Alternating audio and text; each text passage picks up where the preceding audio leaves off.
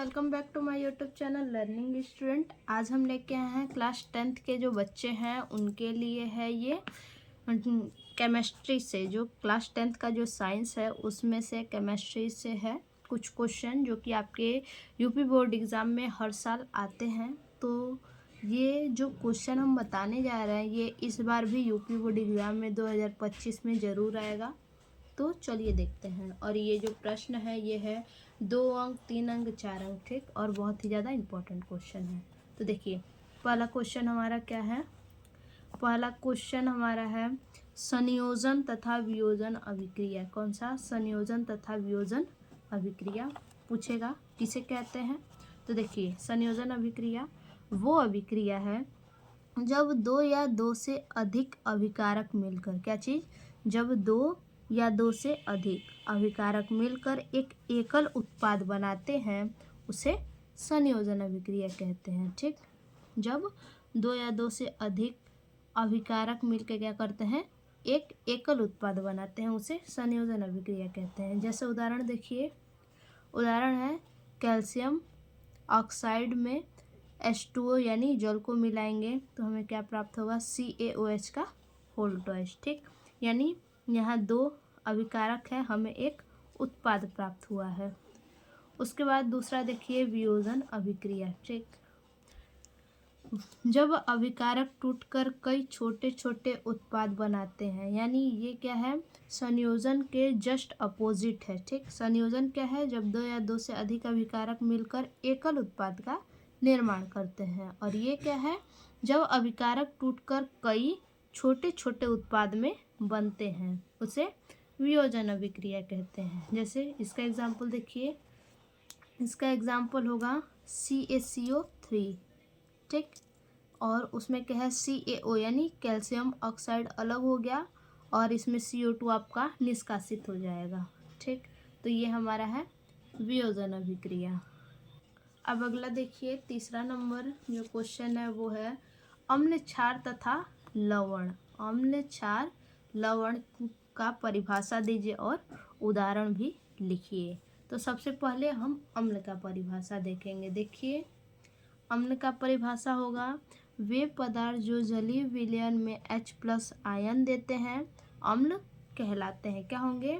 वे पदार्थ जो जलीय विलयन में H+ आयन देते हैं अम्ल कहलाते हैं। वहीं देखिए एग्जाम्पल HCl, एग्जाम्पल है हाइड्रोक्लोरिक एसिड, H+ आयन दे रहा है और क्लोरीन माइनस, यानी जहाँ पे भी हाइड्रोजन आयन देगा प्लस आयन देगा वहाँ अम्ल कहलाएगा। वे पदार्थ जो जलीय विलयन में H+ आयन देते हैं अम्ल कहलाते हैं। अब उसके बाद क्षार है। क्षार क्या है? वे यौगिक जो जलीय विलयन में HOH- आयन देते हैं। देखिए अम्ल में क्या है? प्लस आयन देते हैं, जस्ट उसी का अपोजिट जो है क्षार में OH- आयन देते हैं, क्षार कहलाते हैं। यानी वे यौगिक, ऐसे यौगिक जो जलीय विलयन में, जो जल का कैसा भी विलयन हो उस जलीय विलयन में क्या हो? OH- आयन देते हैं, वो क्षार कहलाते हैं। इसका एग्जाम्पल देख लीजिए। देखिए NaOH, ठीक, यानी सोडियम हाइड्रोक्साइड, Na+ आयन दे रहा है, ठीक, और यहाँ पे OH- आयन दे रहा है, तो ये क्या हो गया? क्षार हो गया। अब देखिए लवण। किसी अम्ल तथा क्षार के उदासीनीकरण अभिक्रिया से अम्ल और क्षार, इसमें क्या है? दोनों आ जा रहा है, लवण में दोनों आएंगे, अम्ल और क्षार दोनों। अम्ल तथा क्षार के उदासीनीकरण अभिक्रिया से, जब उदासीनीकरण अभिक्रिया होता है तो उससे जो प्राप्त उदासीन ठोस पदार्थ लवण कहलाता है, ठीक। जैसे में देखिए HCl hydrochloric, NaOH sodium chloride, ठीक। तो हाइड्रोक्लोरिक में H+ आयन है, OH- आयन है। अब देखिए H और OH को मिला के, यहाँ पे H है और यहाँ पे H है तो H2 हो जाएगा और ये O है तो H2O, पानी अलग हो गया और इसमें NaCl सोडियम और क्लोराइड, ये क्या हो गया? सोडियम क्लोराइड, ये लवण बना लिया, ठीक। अब देखिए अगला क्वेश्चन है हमारा ऊष्माक्षेपी तथा ऊष्माशोषी अभिक्रिया। क्या है? ऊष्माक्षेपी तथा ऊष्माशोषी अभिक्रिया। इस अभिक्रिया को लिखना है और साथ ही इसका एग्जाम्पल भी देना है। देखिए ऊष्माक्षेपी अभिक्रिया क्या है।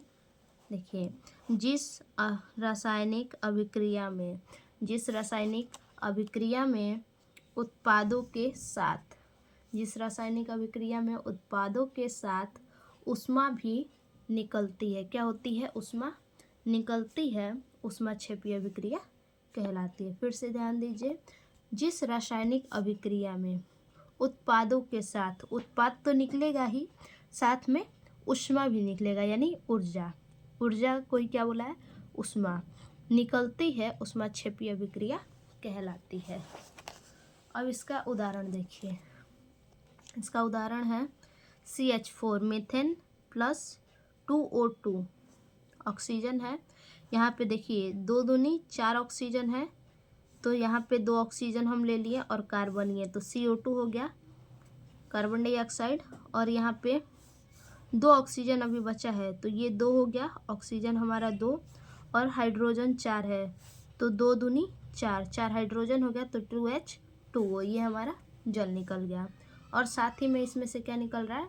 ऊष्मा निकल रहा है, यानी ऊर्जा के रूप में ऊष्मा निकल रहा है। अब देखेंगे हम ऊष्माशोषी अभिक्रिया। देखिए ऊष्माशोषी अभिक्रिया, जिस रासायनिक अभिक्रिया में ऊष्मा यानी ऊर्जा जो निकलता है उसको बोला है। जिस रासायनिक अभिक्रिया में ऊष्मा का अवशोषण होता है, ऊष्मा का क्या होता है? अवशोषण होता है, वह ऊष्माशोषी अभिक्रिया कहलाती है। जिस भी रासायनिक अभिक्रिया में ऊष्मा का अवशोषण होता है, यहाँ क्या हो रहा है? रासायनिक अभिक्रिया में उत्पादों के साथ ऊष्मा क्या होता है? निकलता है। लेकिन यहाँ क्या है? जिस रासायनिक अभिक्रिया में ऊष्मा का अवशोषण होता है, यहाँ निष्कासित होता है ऊष्मा, और इसमें ऊष्मा का अवशोषण होता है। निष्कासित मतलब बाहर निकलना, अवशोषण मतलब कि अपनी तरफ खींचना। ठीक, तो अवशोषण होता है, वह ऊष्माशोषी अभिक्रिया कहलाता है, यानी ऊष्मा का शोषण करता है। अब इसका एग्जाम्पल देखिए। एग्जाम्पल है 2PbNO3 का होल ट्वाइस। ये क्या है? सॉलिड है। ठीक, और यहाँ पे इसको हीट करवाया जा रहा है, तो यहाँ क्या है? 2PbO, यहाँ पे देखिए 2 है, Pb यहाँ कितना ऑक्सीजन है? 6 है, 3 दूनी 6, तो 1 ऑक्सीजन, सॉरी 2 ऑक्सीजन यहाँ पे, यहाँ 2 है तो 2 ऑक्सीजन यहाँ पे, तो यहाँ कितना बच गया? 4 ऑक्सीजन बच गया। ठीक, अब देखिए 2 ऑक्सीजन यहाँ पे और 4 ये है, तो यानी ये कितना हो गया? 4 दूनी 8 ऑक्सीजन यहाँ हो गया, 8 2 10 ऑक्सीजन, 10 यहाँ पे और 2 यहाँ पे, 10 2 12, तो यहाँ देखिए 3 दूनी 6, 6 दूनी 12। ठीक, 12 12 ऑक्सीजन कंप्लीट है। यहाँ देखिए NO2 4NO2, यानी ये कितना है? 8 यहाँ पे भी है। ठीक, NO3 का होल ट्वाइस जो है, यहाँ पे देखिए 4NO2 प्लस O2, यहाँ पे ऑक्सीजन क्या है? गैस के रूप में निकल गया है। NO2 भी है, ये भी गैस के रूप में निकला है, लेकिन ये PbO जो है ये सॉलिड है। अब देखिए अगला आपका क्वेश्चन है उदासीनीकरण अभिक्रिया। ठीक, उदासीनीकरण अभिक्रिया किसे कहते हैं? तो देखिए वह अभिक्रिया जिसमें अम्ल और क्षार परस्पर क्रिया करके लवण और जल का निर्माण करते हैं। वह अभिक्रिया जिसमें अम्ल और क्षार, देखिए अम्ल और क्षार दोनों क्या करते हैं? क्रिया करते हैं, और क्रिया करके क्या करते हैं? लवण और जल का निर्माण करते हैं। अभी हमने आपको लवण बताया कि लवण क्या होता है, कि अम्ल और क्षार के उदासीनीकरण अभिक्रिया से क्या होता है? उदासीन ठोस प्राप्त होता है, उसे हम लवण कहते हैं। ठीक, तो उसी जस्ट अपोजिट ये भी है कि अम्ल और क्षार परस्पर क्रिया करके लवण और जल का निर्माण करते हैं, उसे उदासीनीकरण अभिक्रिया कहते हैं। एग्जाम्पल देखिए। एग्जाम्पल है NHCl hydrochloric, NaOH sodium hydroxide. अब देखिए NaCl है, NaCl ये हमारा लवण हो गया और H2O ये हमारा पानी हो गया। तो सेम यही एग्जाम्पल हमारा क्या होगा, लवण में भी होगा। ठीक, अब देखिए अगला क्वेश्चन है हमारा धातु और अधातु। ठीक, धातु अधातु क्या होते हैं।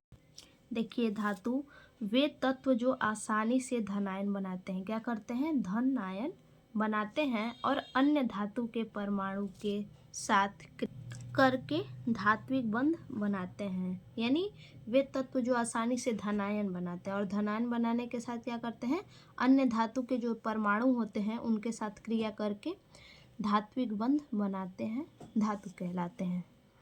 जैसे तांबा, एल्यूमिनियम, लोहा, सोना, चांदी, टाइटेनियम, यूरेनियम आदि। ठीक, अब देखिए अधातु। अधातु क्या है, ऐसा तत्व जो चमकीला और आघातवर्ध नहीं होता है। ऐसा तत्व जो चमकीला भी नहीं होता है और आघातवर्ध भी नहीं होता, यानी आघातवर्ध नहीं होता यानी आवाज़ नहीं करता है, तथा ताप और विद्युत का कुचालक होता है, अधातु कहलाता है। जैसे में एग्जाम्पल क्या हो सकता है, H2O2, I2 का मतलब आयोडीन, C मतलब कार्बन इत्यादि। ठीक, ये सब क्या करता है, आवाज़ नहीं करता है। अब देखिए धातु अधातु तो समझ लिए, इसमें आपको पूछ देगा कि अंतर बताइए, तो चलिए अब अंतर भी देख लेते हैं। देखिए एक साइड हम लिखेंगे धातु और दूसरी साइड लिखेंगे अधातु। देखिए धातु में क्या है, धातुएं आघातवर्ध एवं तन्य होती हैं। धातुएं क्या करती हैं, आवाज़ करती हैं। और अधातु भंगुर होती हैं। ये क्या होती हैं, भंगुर होती हैं। धातुएं चमकदार होती हैं, ये चमकदार नहीं होती हैं। अधातु जो होती हैं ये चमकदार नहीं होती हैं। उसके बाद ऊष्मा एवं विद्युत के सुचालक होती हैं। धातु क्या होती हैं, ऊष्मा और विद्युत का सुचालक होते हैं। और वहीं अधातु कुचालक होते हैं, और जो कि अपवाद में ग्रेफाइड है। ठीक, उसके बाद अगला है गलनांक एवं क्वथनांक उच्च होते हैं। धातु के जो गलनांक होते हैं और क्वथनांक दोनों ही उच्च होते हैं, और वही अधातु में गलनांक एवं क्वथनांक क्या होते हैं, निम्न होते हैं। ठीक, अब देखिए अगला क्वेश्चन हमारा, देखिए अगला क्वेश्चन है हमारा संतृप्त तथा असंतृप्त में अंतर। क्या बताना है, संतृप्त और असंतृप्त में अंतर बताना है। तो एक साइड लिख लेंगे संतृप्त और दूसरे साइड असंतृप्त। देखिए संतृप्त असंतृप्त। संतृप्त हाइड्रोकार्बन में कार्बन और कार्बन के बीच एकल बंध पाया जाता है। जो संतृप्त हाइड्रोकार्बन होते हैं उनके बीच में कार्बन के बीच में एकल बंध पाया जाता है। वहीं असंतृप्त हाइड्रोकार्बन में कार्बन के बीच द्विबंध या त्रिबंध पाया जाता है। ये नीले ज्वाला के साथ जलते हैं। संतृप्त कार्बन क्या होते हैं, नीले ज्वाला के साथ जलते हैं, और वहीं असंतृप्त जो कार्बन है ये काले धुएं के साथ जलते हैं। संतृप्त प्रतिस्थापन अभिक्रिया देते हैं। संतृप्त कार्बन क्या होते हैं, प्रतिस्थापन अभिक्रिया देते हैं। वहीं असंतृप्त जो कार्बन है ये योगात्मक यानी संयोजन अभिक्रिया देते हैं। उसके बाद लास्ट है, ये कम क्रियाशील होते हैं। जो संतृप्त कार्बन होते हैं ये कम क्रियाशील होते हैं, और वहीं असंतृप्त जो कार्बन है वो अधिक क्रियाशील होते हैं। अब देखिए अगला है सजातीय श्रेणी। कार्बन यौगिकों का ऐसा समूह जिनमें प्रत्येक में एक समान क्रियात्मक समूह होता है। देखिए क्या कह रहा है, कार्बन यौगिकों का ऐसा समूह, कार्बन यौगिक का ऐसा समूह जो प्रत्येक में एक समान क्रियात्मक समूह होता है। यानी सब में क्या होगा, एक समान क्रियात्मक समूह होगा। जैसे एग्जांपल देखिए मेथेनॉल जो है वो एथेनॉल का क्रियात्मक समूह है, और एथेनॉल जो है वो प्रोपेनॉल का क्रियात्मक समूह है। ठीक, methanol CH3OH ethanol CH3CH2OH, propanol C3H7OH का, ठीक, प्रोपेनॉल। ये क्या है, एक दूसरे के क्रियात्मक समूह है, ठीक। अब देखिए अगला हमारा प्रश्न है एस्टरीकरण अभिक्रिया। एस्टरीकरण अभिक्रिया क्या होता है, तो चलिए देखते हैं। देखिए एस्टरीकरण अभिक्रिया अल्कोहल और कार्बनिक अम्ल के बीच, अल्कोहल और कार्बनिक अम्ल के बीच होने वाली एक रासायनिक अभिक्रिया है। एस्टरीकरण अभिक्रिया ऐसी अभिक्रिया है जो अल्कोहल और कार्बनिक अम्ल के बीच होती है। इस अभिक्रिया में सांद्र सल्फ्यूरिक अम्ल मतलब H2SO4, सांद्र सल्फ्यूरिक अम्ल की उपस्थिति में एस्टर बनता है, ठीक। अब देखिए इसका एग्जाम्पल देख लेते हैं। यहाँ पे देखिए एथेनोइक है, एथेनोइक एसिड CH3COOH, ठीक। और उसके बाद यहाँ है एथेनॉल, और जब इसकी अभिक्रिया करवाएंगे तो यहाँ क्या होगा, सल्फ्यूरिक अम्ल होगा। इसकी ही उपस्थिति में यहाँ पे एथाइल एथेनाइट बनता है, ठीक। Ethanoic CH3COOH plus ethanol CH3CH2OH, इन दोनों में जब अभिक्रिया करवाएंगे तो H2SO4 की उपस्थिति में इनकी क्रिया होती है। तो यहाँ क्या प्राप्त होता है, ethyl ethanoate CH3COC2H5 plus H2O क्या होता है, बाहर निकल जाता है। अब देखिए इसके बाद हम देखेंगे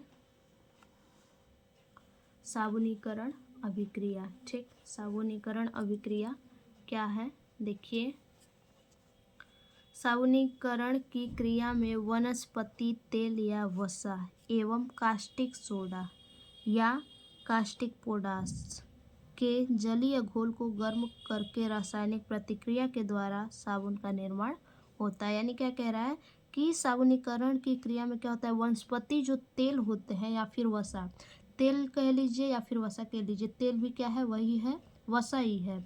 और कास्टिक पोटाश, या तो कास्टिक पोटाश लेंगे या तो हम क्या लेंगे, कास्टिक सोडा लेंगे, या तो कास्टिक पोटाश लेंगे या तो कास्टिक सोडा लेंगे। इसको क्या करेंगे, जलीय घोल को गर्म करेंगे। इसके जलीय घोल को गर्म करके हम क्या करेंगे, रासायनिक प्रतिक्रिया के द्वारा साबुन का निर्माण होता है, ठीक। या फिर आप दूसरे शब्दों में ये भी कह सकते हैं, देखिए एस्टर और सोडियम हाइड्रोक्साइड, क्या चीज, एस्टर और सोडियम हाइड्रोक्साइड की अभिक्रिया के फलस्वरूप अल्कोहल और कार्बोक्सिलिक अम्ल का सोडियम लवण बनता है। क्या बनता है, अल्कोहल और कार्बोक्सिलिक अम्ल का सोडियम लवण बनता है। इस अभिक्रिया को साबुनीकरण कहते हैं क्योंकि इस अभिक्रिया के द्वारा साबुन तैयार किया जाता है, ठीक। साबुन तैयार किया जाता है इस अभिक्रिया के द्वारा। यहाँ देखिए एस्टर है CH3COC2H5, ये एस्टर है। और सोडियम हाइड्रोक्साइड की उपस्थिति में जब ये गर्म होता है तो क्या प्राप्त होता है, एथेनॉल प्राप्त होता है C2H5OH, ठीक, C2H5, और ये O1 और ये H1, तो यहाँ H आपका 2 बच गया और 2 कार्बन बच गया, 1 ऑक्सीजन बच गया। तो देखिए यहाँ पे CH3COONA O है यहाँ पे, ठीक। एक O आप कहेंगे यहाँ लग गया, तो एक O यहाँ हमारा है और एक हमारा यहाँ बचा है, तो COONA सोडियम ये है, ठीक। तो सोडियम एसीटेट ये क्या हो गया, हमारा साबुन प्राप्त होता है इससे। अब इसके बाद हमारा है अगला प्लास्टर ऑफ पेरिस। आपको एग्ज़ाम में पूछ देता है कि प्लास्टर ऑफ पेरिस बनाने की क्रियाविधि बताइए, तो हम देखेंगे प्लास्टर ऑफ पेरिस कैसे बनता है। देखिए प्लास्टर ऑफ पेरिस को जिप्सम या कैल्शियम सल्फेट डाइहाइड्रेट को लगभग 140 से 180 डिग्री सेल्सियस पर गर्म करके प्राप्त किया जाता है। देखिए प्लास्टर ऑफ पेरिस को क्या किया जाता है, जिप्सम या कैल्शियम सल्फेट डाईहाइड्रेट को क्या करते हैं हम, कैल्शियम सल्फेट डाईहाइड्रेट को या फिर जिप्सम को, इसको 140 से 180 डिग्री के टेम्परेचर पे हम गर्म करते हैं। और गर्म करके जो प्राप्त किया जाता है, गर्म करके प्राप्त किया जाता है, ऐसे तापमान पर गर्म होने पर जिप्सम प्लास्टर ऑफ पेरिस बनता है। जो प्राप्त होता है वो प्लास्टर ऑफ पेरिस बनता है। प्लास्टर ऑफ पेरिस का रासायनिक सूत्र CaSO4 इंटू हाफ H2O। ठीक, अब इसका एग्जाम्पल देख लीजिए। देखिए जिप्सम है, जिप्सम को 150 से 180 डिग्री सेल्सियस पर हीट कर रहे हैं तो क्या हो प्राप्त हो रहा है हमें, पॉप यानी प्लास्टर ऑफ पेरिस। देखिए CaSO4 इंटू 2H2O जिप्सम है हमारा, यहाँ 150 से 180 डिग्री सेल्सियस पे हीट कर रहे हैं तो क्या CaSO4 इंटू हाफ H2O, ये हमारा पॉप हो गया, पॉप हमने प्राप्त कर लिया यानी प्लास्टर ऑफ पेरिस। और यहाँ पे जल क्या हो गया, बाहर निकल गया, हाफ H2O। इस प्रकार से प्लास्टर ऑफ पेरिस बनाने की विधि है। ठीक, अब देखेंगे अगला हमारा है बेकिंग सोडा बनाने की विधि तथा एक उपयोग लिखिए। तो हम देखेंगे बेकिंग सोडा बनाने की विधि। देखिए सबसे पहले लिख लेंगे बेकिंग पाउडर का रासायनिक नाम सोडियम बाइकार्बोनेट तथा अणुसूत्र NaHCO3 है। इतना लिख लेंगे। उसके बाद हेडिंग डालेंगे बनाने की विधि। फिर लिखेंगे यह सोडियम हाइड्रॉक्साइड के सांद्र विलयन में अधिक मात्रा में CO2 गैस प्रवाहित करने पर प्राप्त होता है। ठीक, क्या कह रहा है कि सोडियम हाइड्रॉक्साइड के सांद्र विलयन में, सोडियम हाइड्रॉक्साइड का सांद्र विलयन है और उस विलयन में क्या किया जा रहा है कि CO2 को प्रवाहित कर दिया जा रहा है। बहुत ही अधिक मात्रा में जब CO2 को प्रवाहित कर देंगे तो हमें क्या प्राप्त होगा, बेकिंग सोडा प्राप्त होगा। देखिए यहाँ बेकिंग सोडा हमने लिखा है, यहाँ बेकिंग पाउडर, तो आपके मन में होगा क्यों अलग अलग है। तो देखिए बेकिंग सोडा, बेकिंग पाउडर या खाने का सोडा तीनों एक ही होता है। आपको एग्जाम में ऐसे भी दे देगा कि बेकिंग पाउडर बनाने की विधि या फिर खाने का सोडा बनाने की विधि। अब एग्जाम्पल देखिए, देखिए 2NaOH सोडियम हाइड्रॉक्साइड में क्या कर रहे हैं, CO2 मिला रहे हैं तो क्या प्राप्त हो रहा है, Na2CO3 प्लस H2O बाहर निकल जा रहा है। ठीक, और उसी में अगर जल भी मिला दें, देखिए Na2CO3, अब जो प्राप्त हुआ है उसमें हम क्या कर रहे हैं, CO2 अब उसमें मिला रहे हैं, Na2CO3 plus H2O plus CO2। ठीक, अब ये क्या हो रहा है, 2NaHCO3 सोडियम बाइकार्बोनेट हमें प्राप्त हो गया बेकिंग सोडा। देखिए NaHCO3 हमें क्या प्राप्त हुआ, सोडियम बाइकार्बोनेट यानी बेकिंग सोडा। देखिए इसे बेकिंग पाउडर और खाने का सोडा भी कहते हैं। अब देखेंगे बेकिंग सोडा का उपयोग। देखिए पहला उपयोग है बेकिंग सोडा का इस्तेमाल खाने को फुलाने के लिए किया जाता है। ठीक, बेकिंग सोडा का इस्तेमाल क्यों किया जाता है, जैसे देखिए कुछ लोग क्या होते हैं कि इडली वगैरह बनाते हैं तो उनमें खमीर नहीं आया होता है तो क्या होता है, बेकिंग सोडा को मिला देते हैं, उसमें क्या होता है, खमीर आ जाता है, फूल जाता है वो। उसके बाद इसका इस्तेमाल एंटासिड के रूप में किया जाता है। किसके रूप में, एंटासिड के रूप में। अब देखिए तीसरा है इसका इस्तेमाल सोडा एसिड अग्निशामक यंत्रों में भी किया जाता है। देखिए जो अग्निशामक यंत्र हैं उनमें इसका इस्तेमाल किया जाता है। ठीक, अब देखिए अगला क्वेश्चन है हमारा धावन सोडा बनाने की विधि और उपयोग। आपको देखिए एग्ज़ाम में कोई एक ही पूछेगा, या तो आपसे पूछेगा बेकिंग सोडा बनाने की विधि या तो पूछेगा धावन सोडा बनाने की विधि, दोनों नहीं पूछेगा। इसलिए आप दोनों तैयार कर लीजिएगा, दोनों में से कोई भी पूछ सकता है। ठीक, हेडिंग डालेंगे बेकिंग सोडा को, बेकिंग सोडा बनाने की विधि लिखेंगे बेकिंग सोडा को गर्म करके, क्या, बेकिंग सोडा को गर्म करके सोडियम कार्बोनेट प्राप्त किया जाता है। जब बेकिंग सोडा को हम गर्म करेंगे तो क्या प्राप्त होगा, सोडियम कार्बोनेट प्राप्त हुआ। इसके पुनः क्रिस्टलीकरण से इसको क्या करेंगे, फिर से दोबारा क्रिस्टलीकरण करेंगे। क्रिस्टलीकरण से धोने का सोडा प्राप्त होता है। क्रिस्टलीकरण करेंगे तो हमें धोने का सोडा यानी धावन सोडा प्राप्त होता है। यह भी एक क्षारकीय लवण है। कैसा लवण है? क्षारकीय लवण है। अब देखिए उदाहरण, एग्जाम्पल Na2CO3, ये क्या है? Sodium carbonate. देखिए सोडियम कार्बोनेट, ठीक, सोडियम कार्बोनेट में 10H2O जल मिलाएंगे तो क्या बनेगा?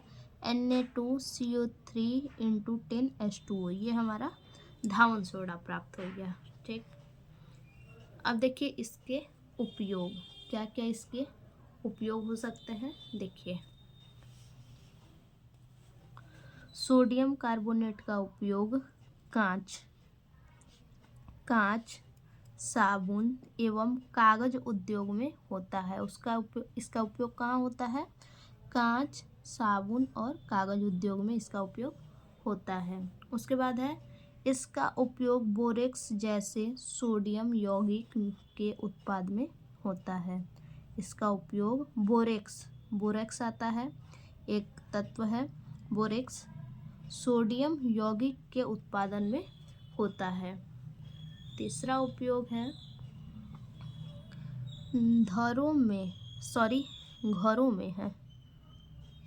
घरों में साफ सफाई के लिए उपयोग होता है।